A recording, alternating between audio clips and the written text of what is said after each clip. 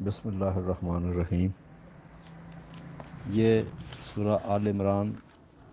اس کی آیت نمبر 33 ہے۔ ان اللہ اصطفیٰ آدم و نوح و آل ابراہیم و آل عمران علی العالمین۔ تو یہ مملکت الہیہ جو اس وقت قائم تھی، تو انہوں نے یہ 4 پلر حکومت کے بتائے ہیں کہ یہ 4 پلر آدم، نوح،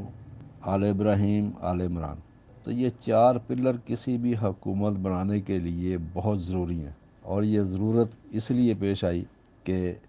چلی آ رہی تھی حکومت، ایک آئین تھا بنیادی اس کا جو بسم اللہ الرحمن الرحیم کے حوالے سے پیش کیا گیا۔ تو اس میں اب یہ چناؤ جو ہوا ہے، وہ چناؤ چار جو ارکان ہیں اس کے اس کو لازمی قرار دیا گیا عالمین میں سے، یعنی کہ سارے جاننے والے یا پوری مطلب کہ جو کائنات ہے، پوری جو انسانیت ہے، اس میں سے کہیں سے بھی آپ چناؤ کریں، لیکن ان صفات کے مالک ہونے چاہیے: آدم، نوح، ابراہیم اور آل عمران۔ تو ابراہیم برہان و دلیل سے بات کرنے والے معاشرے کے لوگوں سے ان کا چناؤ کیا جائے حکومت کے لیے،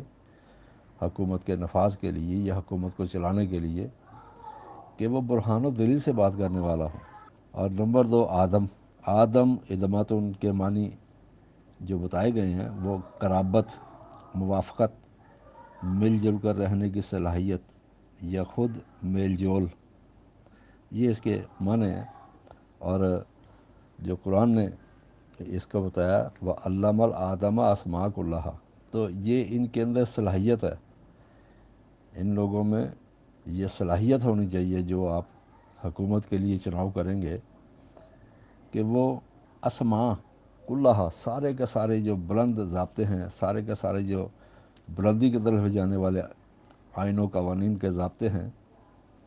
وہ اس کا علم رکھتے ہوں، اس کا علم حاصل کیا ہو یا اس کے علم کے حصول کے لیے سرکردہ ہوں، اور انہوں نے جب اس علم کو مکمل کیا تو پھر حکومت میں ان کا بھی حصہ ہے، ان کو بھی چناؤ کیا جائے گا۔ اور نوح، یہ نواح سے ہے، جس کا معنی نوحہ کرنا، نوحہ کنا ہونا یا چیخ و پکار کرنا۔ تو معاشرے کی تکلیفات کی چیخ و پکار کرنے والے وہ لوگ جو مشکلات دیکھیں اور اس پر آواز بلند نہ کریں، تو ایسے لوگوں کی ضرورت ہوتی ہے کہ جو کسی بھی مشکلات کو دیکھ کر، کسی بھی ایسے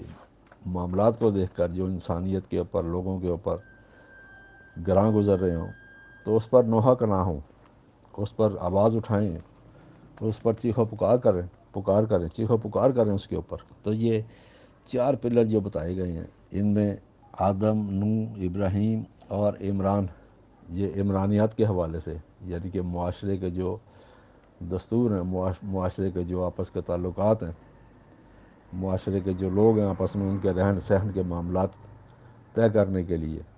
تو یہ 4 پلر جب تک نہیں ہوں گے